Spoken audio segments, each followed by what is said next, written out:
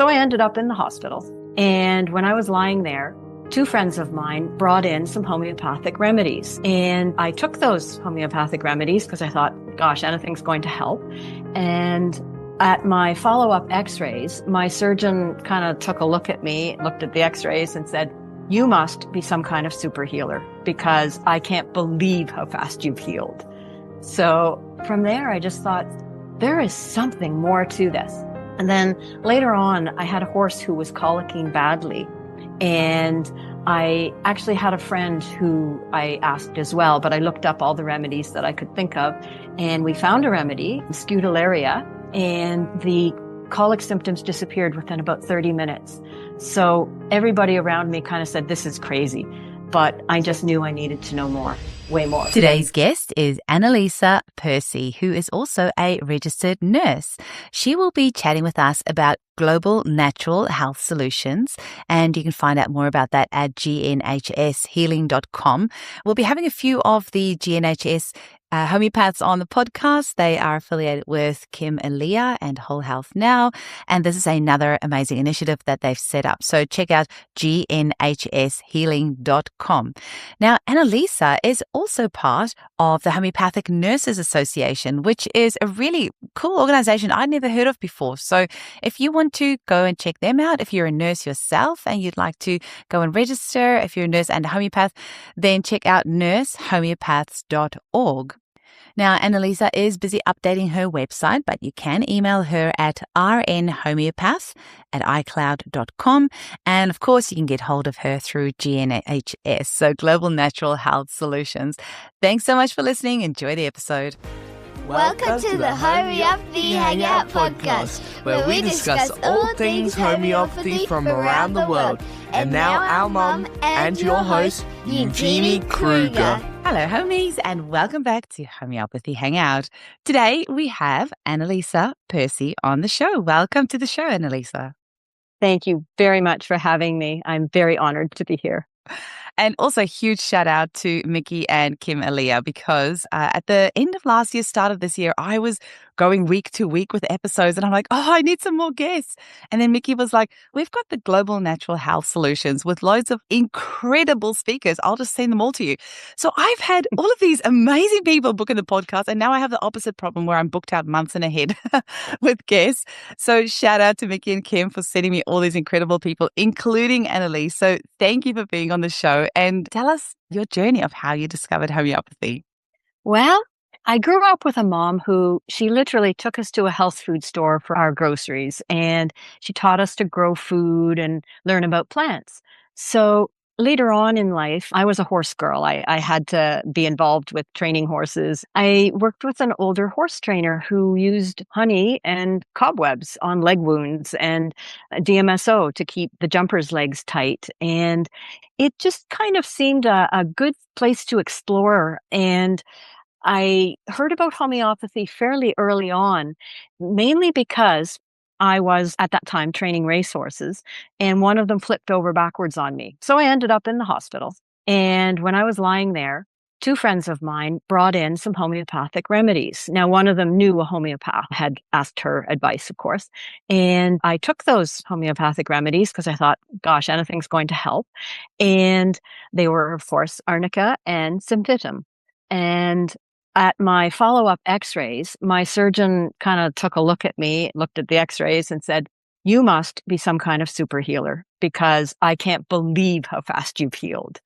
So from there, I just thought, there is something more to this. So once I got healed and I started perusing the library content and found this huge book of Kent's Materia Medica.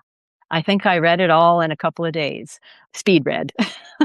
So that kind of got me in the homeopathic thinking mode. And then later on, I had a horse who was colicking badly. And I actually had a friend who I asked as well, but I looked up all the remedies that I could think of. And we found a remedy, Scutalaria, and the colic symptoms disappeared within about 30 minutes. So everybody around me said, this is crazy. But I just knew I needed to know more, way more. But at the time, life gets in the way. So I took myself to college because I couldn't afford anything else and family was ill at home. So I ended up going into nursing. Healthcare has always been a calling and was planning to go further and perhaps become a physician.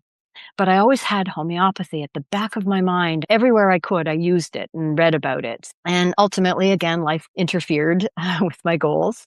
But I decided that I would join the military as a nursing officer and spent 20 years looking after soldiers, looking after families, sneaking in a few little remedies here and there, and got to be known as the nurse whisperer, as it were. I think I felt that serving my country, but keeping physically fit and keeping that holistic health side of me was really important life goals. Then a little further along the line, I had the finances to consider continuing education again. And this time I chose the College of Homeopathic Medicine, the Canadian College of Homeopathic Medicine. And that kind of unfolded my next book of life. It was amazing. So many wonderful professors there that guided me on my journey, and I really started to understand Hahnemann and the organon and how homeopathy really works holistically instead of trend of fix the part, fix the section of body that isn't working. It's the entire person, and that called to me like nothing else. Then I discovered the Homeopathic Nurses Association when I was actually attending a conference. I think that was one of the earlier JHCs, and was just, I felt like this is it. This is another section. It's part of my calling to combine this homeopathy and nursing. And I'd been looking for that avenue for a while. It's historically nurses are caretakers. We're known for empathetic and holistic case taking, and we understand the frailties and idiosyncrasies of the human body. We also see drug interactions and side effects and are able to parse them out from actual body symptoms. And that just gives such a unique ability to understand homeopathic case taking. That was something that I still, to this day, I was a board member of the HNA for a few years and helpful with the newsletters, developing some of the courses. And I'm still indebted to all the members there. We're close knit, even though we don't talk that much. And yeah, really good people. So many skills there. And then more recently, I joined the Global Natural Health Solutions, and that's amazing. It was different for me from seeing my own clients as a homeopath. There's so much expertise within the group, and it really brings together the ability to see clients in that safe online space and still have the support of a team. So that's my story in a summary. And you're definitely a life learner by the sounds of it, because you mentioned that you did your BSc at CHE and That's you're right. currently continuing your education with Dynamis and doing crazy exercise stuff as well. I get tired just listening to you. Well, I think the physical fitness part of it is basically, I guess, the other side of my holistic idea of what health should be. But I admit I get into things and I'm very passionate about running. And it used to be triathlon and horseback riding and all those things. Running helps that steam valve on the brain. Now, I am super interested because you did put in there that you sneaked in a few remedies when you were in the military. How did you get away with that, and how was that? Was that appreciated or not so much?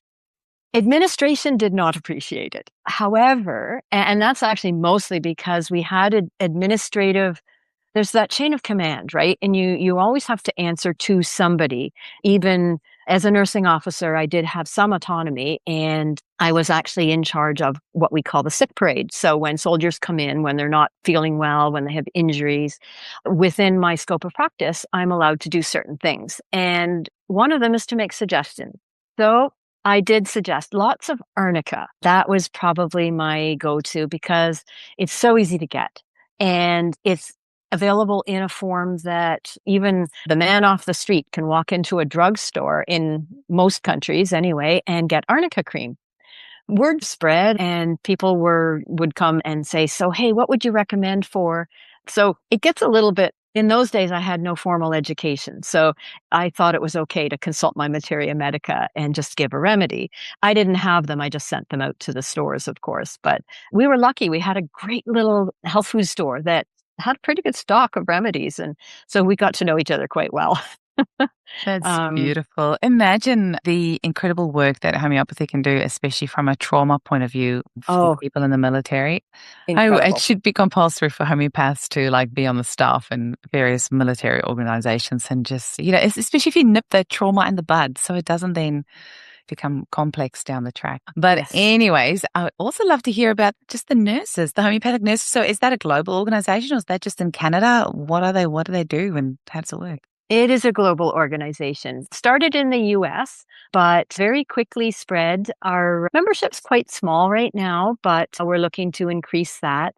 It really just started with a group of nurses that were, I believe it was a group of nurses who were training in homeopathy who said, this is the perfect marriage. We have to get together. And the courses now that they work with some of the schools originally, some of the nursing schools. One of our education specialists actually works with one of the universities in Texas. So it developed from there. And it's basically become a group who there's some of the more senior members are able to mentor the nursing students who are interested in homeopathy. Even if you start as a homeopath or if you start as a nurse, you're more than welcome to join. And we have monthly meetings that anybody can actually join as a drop-in. And yeah, That's yeah. wonderful. Do you have a URL for them? Yes, I believe it is www.nursehomeopaths.org. I'm going to check that out. Oh, great. So Homeopathic Nurse Association, nursehomeopaths.org. Excellent. Oh, cool. Thanks for that. I'll go and have a read after this. It sounds great. Now, I feel like a couple of days ago, I got an email from somewhere. I don't even know who. Maybe it was from Global Natural Health Solutions because I get so many emails from so many places. But I saw you speaking somewhere. I remember seeing the email. I haven't properly read it, but I think you're speaking somewhere on, is it a COVID reactions and treating Yes. COVID? What was that about? How do we find out more about that? So this is the Homeopathy in Action series that it's the brainchild of Kimalia, and it's come about through his site Whole Health Now, which is an education site that delivers a lot of homeopathic content. It's fabulous. There's free stuff on it, free courses that anybody can sign up for. There's paid courses as well. That But that would have been anyway, where it came from because it was so fun. I saw the yes. email come through. I'm like, hey, I know that name. She's booked in the podcast. And then so I just Yeah. quickly skim read through my other billions of emails in there. But that would have been where it was from. Yeah. Yeah, so homeopathy in action it's basically a series of presenters who have interesting cases, and it's just really to showcase how homeopathy works and how it can be helpful and what a case taking looks like. And anybody can join and listen. You do actually have to sign up on the Whole Health Now website to be part of that course. But I believe 6 presentations, and some of them have already happened, but they're on the website. You can sign up and still listen to them. But the cases range from autoimmune to vaccine reaction, and can't remember. Some of them are still yet to come, but it's really exciting. It's something that a lot of people have put a lot of effort into. And yes, I'm going to be presenting on 2 vaccine reaction cases. That's super interesting because there's more and more information coming out about the long term effects of these. And I think more and more people are waking up to the fact that it really is worth doing some preventative things, even if they might not have had any reactions that they know of or have noticed from the vaccine. Their friends around them are suddenly getting turbo cancers and this and that and the next thing. And it's worth, if you had the shot, to go and see a homeopath and just do some general treatment anyway, just to prevent things down the track for sure. I wish I can find that article now, but I saw something posted from some doctors in New Zealand who has just done some research, which, by the way, we need to talk about that next because I know that's a passion of yours. Just some research showing that, these blobs that they found in people post-mortem that have had the vaccine, it's like this plasticky type thing that's not anything like a human. And that's causing so many issues, and they now have some research to back it up. It's really worth reaching out to homeopathy because homeopathy has so much to offer, and we see that in our clinics when we've supported these people. So it's wonderful that you're doing a talk, presenting a case as part of this series because all of us need to learn all that we can to help as many of these people as we can. But talk to me a little bit about research because I know that's something that you're really passionate about as well. Yeah, my degree that I did at CHE, the Center for Homeopathic Education, that was basically a research degree, which is how the university supported it, a degree in science. But our research project was a proposal, and I guess similar to a thesis in a way, but it was a research proposal that we actually had to follow all the rules. And I do believe that mine wasn't close enough to actually request research funding, submit to any of the boards, but it was really interesting doing it. So it gave me the goal to, at some point, set up some research and to get a sponsorship for a study. And in general, nurses that would like to get into research do need to have a doctor to basically be the touch person for your case. So I've actually participated in research just on the hospital side. I worked in hospital quite a few years. Actually, I think I've been a nurse for about 30 years. And when I worked at the pediatric hospital, we did quite a few research studies where we were the inclusion exclusion folks. So basically, we were doing the intake for the research studies and deciding whether they fit the inclusion exclusion criteria, and then doing all the basic interview and testing and so on. We didn't get to do much writing for that, but I'm actually now, I've been a patient advocate for orthopedic surgeon that I know, and I'm helping with that research. So I'm hoping to step that off into my own study. I just haven't quite decided where it's going, but I do have a big interest in autoimmune and how homeopathy can change the course of an autoimmune patient's life. I've often wondered, a lot of homeopaths say we need more research to convince people, we need more research to convince people, but we've got quite a bit already. And I don't know, the type of people who can't be convinced that homeopathy, is valid and valuable.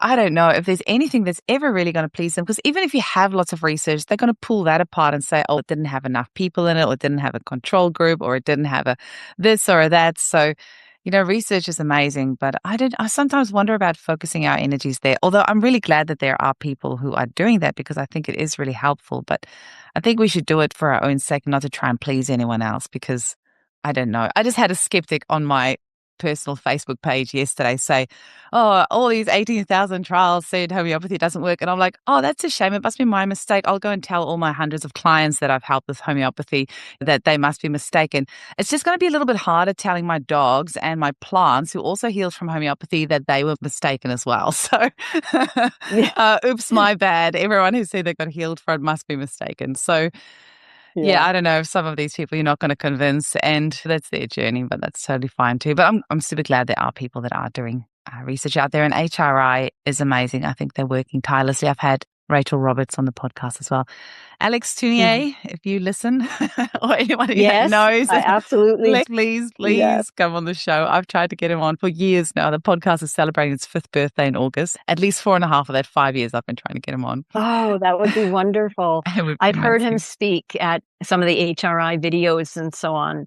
And I'm fascinated with how I know we've said for years, we just know homeopathy works the way, well, do you know actually how a cell phone works? Yeah, same thing. We're not going to explain it to everybody. However, the actual intricacies of how homeopathy works, like the nanomedicine and some of Iris Bell's work, it's just fascinating to me. And I think to be able to put it into medical terms and to put the research on the same level. So we need really high quality research then to say this is irrefutable. This cannot be argued because, here's the method, here's the outcome, etc. And say that this is on a cellular level how homeopathy affects and helps to heal the DNA via cellular signaling. And this, I think, would help the medical world, those naysayers. It would help them to say, well, okay, you have a mechanism, you have methods, you have natural medicine plus the energetic influence of these medicines. Okay, we'll buy it. Mm. I think that's in the pipes. I think that is going to happen.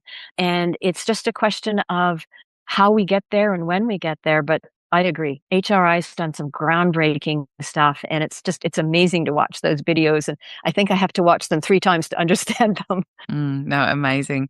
What else can you share with us? I know that you work with animals as well. You rescue lots of animals. I'm assuming you use homeopathy with them as well. Of course. Even going back to my horse days, without knowing much, I had some pretty cool curative reactions going back to my horse with colic. So I function as a medical rescue for dogs. We're actually posted to Texas right now, where I'm Canadian, but in Texas, it's common for a lot of backyard breeders to just dump the dogs out on the streets. So ever since we've been here, I've been taking in rescues that need more care. So ones that have wounds and require wound care. Some of them have had even gunshot wounds and open wounds that require quite an effort to heal. And some of them are behavioral. If you can imagine the abandonment issues, some of them, of course, have been very badly treated. So there's a lot of trust issues. So I absolutely have been using homeopathy all along. It's kind of amazing. I mean, the one little rescue girl, I just gave her a dose of Staph aureus and her whole personality changed. She would not look straight at you. She would hide, stay in a corner. And then as soon as she had the remedy, she started looking and actually meeting your eye contact. And that's a trust thing with dogs. So that was amazing for her. I've had a really challenging one most recently. He came in with gunshot wounds and open sores and an open, really awful shredded leg, and 3 of his joints were subluxed or dislocated. So he's had quite a few remedies by now, but he's done really well. We have other modalities because we've got some very good fundraisers and sponsors for the rescue, but he actually had a combination of hyperbaric treatment and really good veterinarian treatment. And let's see, what was the interesting thing, that the remedy that really resonated for a long time with him, gunpowder. Oh, wow. Which I kind of thought of it because he has gunshot wounds, but all his symptoms were found in that remedy. And it's not a well-known remedy, but it was so helpful. And he's then gone to, I believe, a calcarea sulfurica. Just that's where I found his symptoms again after doing a quick repertorization. And that one is significant for osteomyelitis as well. That's one of the indications. So yeah, I've had some beautiful healings, and dogs are great because they're not going to, there's no placebo effect in animals, right? As we've said. So when they're better, they're better. It sounds like there's another documentary just in that. You're treating your I would animals. say yes. Yes. Amazing. Yeah. In my prior life, I wanted to become a veterinarian and never did, but I've known some very good veterinarian homeopaths. Amazing. Yeah, animals respond so well to homeopathy. It's incredible. And it's so important that we remember that for the mental, emotional side of things for animals as well. It can be so helpful. You actually wrote something really interesting in your notes about how you're more focused on disease symptoms. And I wonder if that's maybe your nursing background, but tell me a little bit about what you mean by that. I think because my brain thinks in a more clinical pattern when I see a patient, I default to, let's look at all the physical symptoms first. Now, I've had some good cases that have really taught me the importance of not eliminating the mental cases. However, the clinical symptoms, the actual symptoms of the body, that's the language of the body. That, and even in Hahnemann, in his teachings, he taught us that when we see symptoms like the expression of the vital force, that is telling us where to go to find the remedy. And even when we give a remedy, I think that's aphorism 167, where we give a remedy that is not quite, it's not the simillimum. It's only covering part of the symptoms. But then we get symptoms, the accessory symptoms that actually we would not want to continue with that remedy, but we would want to then look at those accessory symptoms, retake the case, and find the remedy that the body symptoms are trying to show us. And I don't say it as well as he did, but every time we consider symptoms from the body, it is that language, the language of the vital force, that is telling us we need this to balance our organs. And I guess when there's a weak place in the body. That is, say you've got someone who has a weak liver, perhaps from a genetic tendency that whatever miasm is affecting them. And then sometimes even the appropriate, well-selected remedy, it can't fully do the job because there's a weak link there. So again, that goes back to what's this body trying to tell me? And I definitely like to see lab tests and all those clinical things that will give me more information. I think actually Hahnemann would have appreciated having some of these diagnostics. I really do. He was a man of science after all, and he liked details, I think. So I think with considering a weak link in a symptom, you can then say, okay, I think I need to do an intercurrent remedy for organ support, and then perhaps return to that original well-selected remedy. And I've had some good cases like that that really show that you can have your symptoms and you can have your holistic picture, but if you don't hear that language, if you don't hear what the body's telling you, you can miss things. And yeah, it's become very important to me. It can get so messy as well with some clients, especially when they're on a lot of medications, to know what's actually the symptom that you're seeing of the drug side effects or versus the client. But I'm guessing that with your medical background, it's probably a little bit easier for you to see when you see what medication somebody's on. You can go, oh, that's from the drug. That's probably your body talking to us. And that one's from the drug. Yes. And you're right. It can get very messy because sometimes the side effects become so adopted by the person, and it's something that, it's been part of their life. So in order to separate them, sometimes that's a little bit difficult, and it can even be hard on them if you're actually using, and I would say this is probably not the way we should be using homeopathy, but there are times where you get tempted to say, I'm going to give this for that. And that can cause issues if you're trying to get rid of a symptom that is basically a side effect of a medication. It can leave the person in distress. And so, for example, say that I had someone with cancer and this person had symptoms of numbness and tingling in their hands from the chemotherapy. And say they had adapted to that by using perhaps massage and perhaps anything that's a kinesthetic modality that would help. So if you then treat just those side effect symptoms with a remedy to support, then maybe something like hypericum, then I could see that could actually cause a proving symptom. It could actually drive that symptom into, it could make it more painful for that person. And I've seen that cancer in particular is quite difficult in some cases anyway. And I would say that in some of those cases, I do take a very holistic case in that it's a head to toe, mental, emotional, dream world. What is this person like that has the disease? Not what is the disease like? And then I start to say, okay, this is from the drugs, but I'm still going to prescribe on the whole person for now. I think that side effects are their body reactions, right? So they are also symptoms. So that's where it gets complicated. And I have to say, I'm very glad for all my pharmacology courses and knowing that the person that's on the heart medications, that cough doesn't belong to them. It belongs to the heart medications. But then it gets complicated in that how were they were they self-treating that cough and taking other medications? So yeah, it becomes difficult to parse it all out. However, yes, I am very grateful for knowing what belongs to what and how to help that person with the best remedy I can find. Yeah, that's definitely helpful. Tell us a little bit more about Global Natural Health Solutions, because we've had a couple of people from there on so far. So just tell us a little bit about how it works and how people book. And do you have your own private practice separate from GNHS? Or how does it work? Okay. So, no, So it's a group of health professionals that, again, we were recruited by, actually, I think it was just Kim and Mickey, Elia, that were doing the recruiting. They had sent out an email, I think, that I answered. And I've been a student of whole health now for years. And I guess I answered the call, but it's a group practice. And we have a team now, I think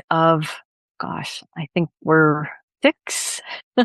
We ask the person to join the group, and there's service fees, obviously, but you can So you mean the book as client? just You a ask the client to join yes, the Global sorry, Natural Health Solution. Okay, gotcha.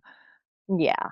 So we basically have clients, but they're under the umbrella of Global Natural Health Solutions, so that we match, or at least the administrative team, they match the best practitioner to the client. So they do an intake and figure out which practitioner would most suit that person. We take families, we take single people, and there's several price options because not everybody has the finances. And I guess homeopathy in general can be a little more expensive than people expect, but we're definitely worth it. Mhm. We provide a lot of support, all conditions really, and the resources are pretty incredible. We also are linked with React 19. That is a group that is providing support for vaccine injured. Oh, wow. And there was an offering that we as a group agreed to take on some clients pro bono through React 19 for people who had been vaccine injured. And I think we'll be doing other promotions and so on like Mm. that. But essentially, the framework is that we are naturopaths and homeopath, and we take clients separately, but we see the clients on our own, and then we have a group, I guess, sounding board Mm. to go through any issues, any thoughts. It's like a group case taking in a way. Although some of the cases, if we don't require help with them, we just take the case and prescribe a remedy. We're associated with full script, so it's a fairly seamless process that the client can get their own remedies, and we provide follow-ups and continuing support as required. That is amazing. Annalisa, is there anything that we've missed? Anything else that you wanted to share with our listeners today? I guess hopeful that we can expand our services at GNHS and also the Homeopathic Nurses Association. I would love to grow our membership. So any nurses out there who are listening, we're actively recruiting new members and have sponsorships and all sorts of fun things. And I guess I just want to say I'm so thankful for this homeopathic family worldwide. I feel that as a homeopath, there's so much that we can offer people to help balance, to help bring that life force out and make people as healthy as we can. I think medicine tends to see full circle trends. And I think this current trend of vaccine injury and antibiotic resistance and terrible Topical side steroid effects of, withdrawal. yes, so Yeah. many side effects of conventional drugs. I really see homeopathy as the medicine of the future. Naturopathic care and homeopathic practitioners, I think, will become more and more popular. And I think that will bring us back full circle to the years when we had homeopathic hospitals, and probably even more homeopathic hospitals than conventional care facilities. I think the work that the research institutes like HRI are doing, that will underline some of the mechanisms of action of homeopathy and really get the medical community, the rest of the world, listening. I think a lot of us have been saying for a long time homeopathy is the medicine of the future, but you know what? Homeopathy is the medicine for right now. There's literally never been a better time with all of these COVID vaccine reactions and this shocking epidemic of chronic disease. It is the medicine of right now. There's no better time. It's the I medicine of agree. yesterday, right now, the future, every single second in between. And it is a huge honor to get to be on this journey and get to serve people in this way. We are very privileged to get to do this work. It's a true honor. It's a true, yeah, a calling, an honor, a privilege. It's wonderful. I can't imagine doing anything else with my life. I can't Aside from either being a now. mum and a wife, I like that part too, but being a homeopath's also amazing. Now, you have a website as well. We're going to put in the show notes because it's a little bit long to type out because you may change it before this goes out. So we'll just put in the show notes and I'll have your details there and your email address as well. Is there any other way that you want people to contact you or reach out to you? I'd love to be contacted through GNHS, and I'm also listed as a practitioner on the Homeopathic Nurses Association. Oh, cool. And GNHS, you can go to gnhshealing.com is their website, so you can find more Yes, that's right. information on there. Amazing. It was lovely to hang out with you, Annalisa, and thanks Mickey and Kim for sending me all these amazing people to chat with. The interesting I am stories so to share. honored. It's such a Thank you pleasure. so much for having me. Have a wonderful day, and I'll chat with you again soon. All right. Thank you so much.